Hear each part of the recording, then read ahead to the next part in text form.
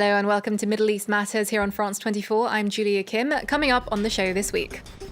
10 years after the Syrian civil war began, refugees in neighbouring Turkey face increasing racism and discrimination. 14 Palestinian security officers go on trial over the killing of a prominent critic of President Mahmoud Abbas. Nizar Banat was beaten to death following his arrest in June. And one of humanity's earliest works of literature returns to its rightful home. The ancient tablet of Gilgamesh is back in Iraq 30 years after it was looted and smuggled into the United States. But we begin in Lebanon, where it's been more than a year since Beirut's catastrophic port blast. But as yet, no senior official has been held accountable. For a second time, the investigation risks being derailed by politicians who accuse investigating judges of bias. The victims' families have condemned the move as another blatant case of political obstruction. Yuka Roya reports. Efforts to bring senior officials to account for the disaster hindered once again. The Beirut port blast inquiry was suspended on Monday following a complaint against its lead judge, Tarek Bitar. A former interior minister wanted for questioning accused him of being biased and requested his removal from the case. Bitar, who was appointed after his predecessor was forced out following similar accusations, had been hit by a smear campaign and even threats. Recently, he received threats from Hezbollah's political party, which was made public.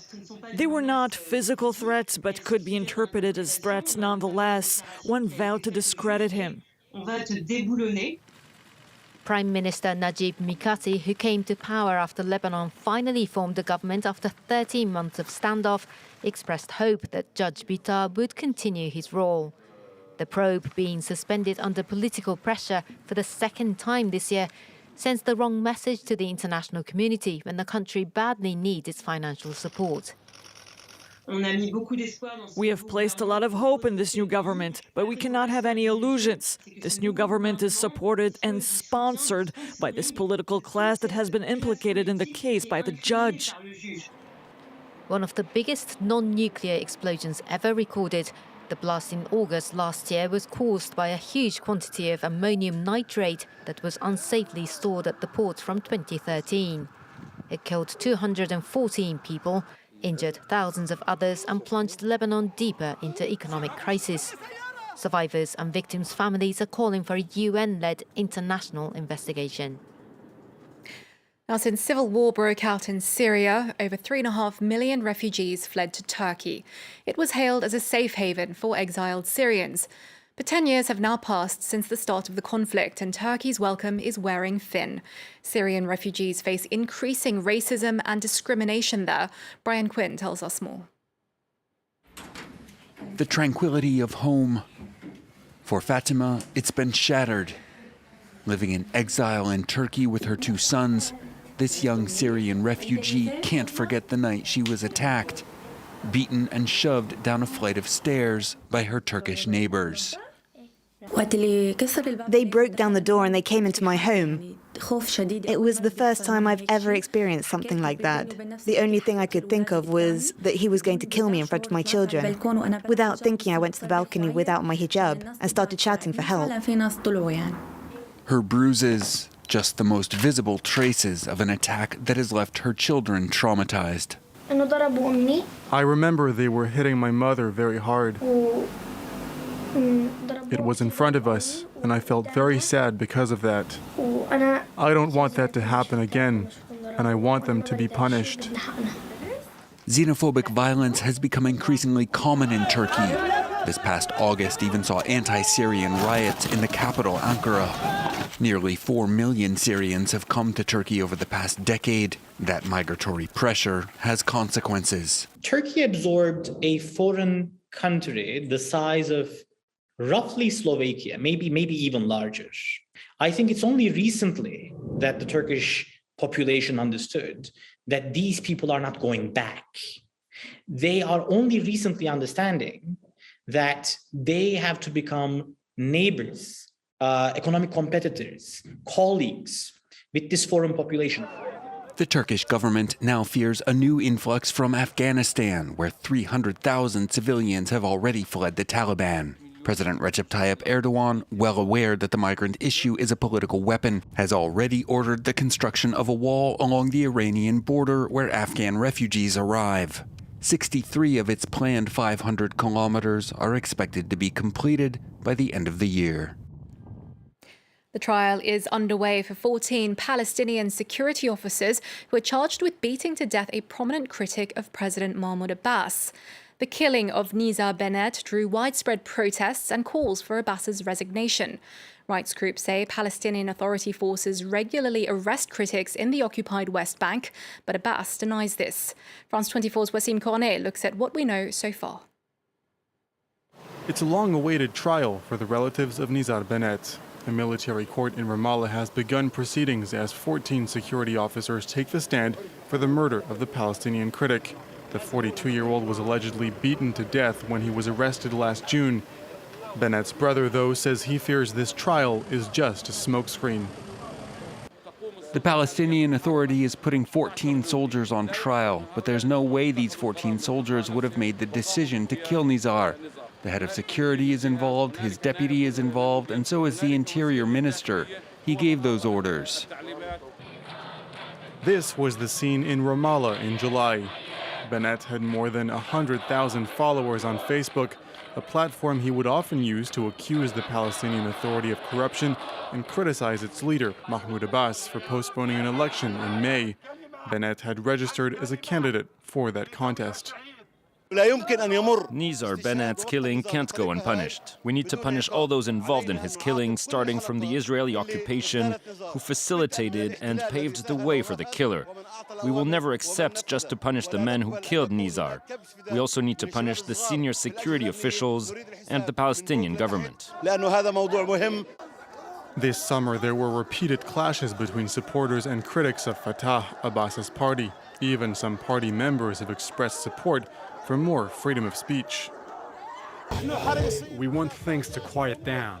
Fatah was, is, and will remain the Palestinian people's safety valve. And it remains committed to civil peace. Fatah believes confrontation should only be with Israel. Mahmoud Abbas's approval rating, which was already low, has plummeted since Nizar Banat's killing. According to a poll conducted this September, 78% of Palestinians want Abbas to resign. Iraq has welcomed home one of its most prized relics, an ancient tablet bearing a portion of the Epic of Gilgamesh. The Sumerian poem is regarded as one of the world's oldest works of literature. It was stolen from Iraq 3 decades ago, then smuggled into the United States. The tablet is among more than 17,000 objects returned to Baghdad from Washington. Selena Sykes has the story. It may be small, but this 3,500-year-old tablet has immense cultural and historical value. And after 30 years, it's now back in its rightful home. The ancient artifact, known as the Gilgamesh Dream Tablet, was formally handed back to Iraq by the United States on Thursday. The clay tablet, carved with cuneiform characters, a system of writing used in the ancient Middle East, was first discovered in 1853 near Mosul. Written on it are extracts from the Epic of Gilgamesh, a story of a Mesopotamian king on a quest for immortality, which is considered one of the oldest pieces of literature in human history. A story which has left traces, has influenced all the great monotheistic religions. Not only is it a treasure for Iraq, but also for our common humanity. The tablet is believed to have been stolen from an Iraqi museum in 1991, around the time of the First Gulf War. Since then, it's been on quite a journey. After first resurfacing in the United Kingdom in 2001, it was illegally imported to the US in 2007. It changed hands several times before being displayed at the Museum of the Bible in Washington, where it was seized by federal agents in 2019. The looting of the museum hit us in our core because our history is really important to us. Our history is what makes us. We're an old country. Iraq has seen tens of thousands of historical artifacts looted since the US invasion in 2003, many of which were smuggled or destroyed by the Islamic State group. And finally, we end the show in the so-called Well of Hell. That's a sinkhole beneath the desert in eastern Yemen. Now, a team of cavers from Oman have made what's believed to be the first descent into the natural wonder. Approximately 30 metres wide and over 100 metres deep, it's long been thought to harbour magical creatures by local residents.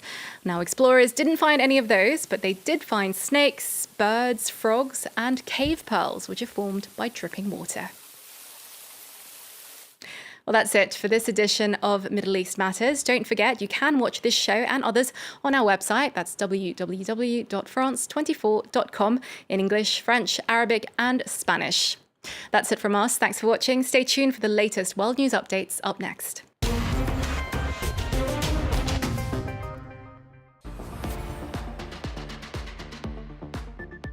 France 24 en español. Pasa 24 horas de difusión diaria. 24 horas para informarse de toda la actualidad de América Latina y el mundo. Todos los días desde el terreno a través de nuestros noticieros y programas hablamos con los dirigentes del continente y también de los que hacen la actualidad política, económica, artística y cultural para ofrecerles una información completa del mundo que confronta todos los puntos de vista. Nuestras redacciones en América Latina y en Francia trabajan en estrecha colaboración para estar siempre presente en todos los eventos importantes y proponerles una mirada diferente. France 24 en español, ahora todo el día. Liberté, égalité, actualité.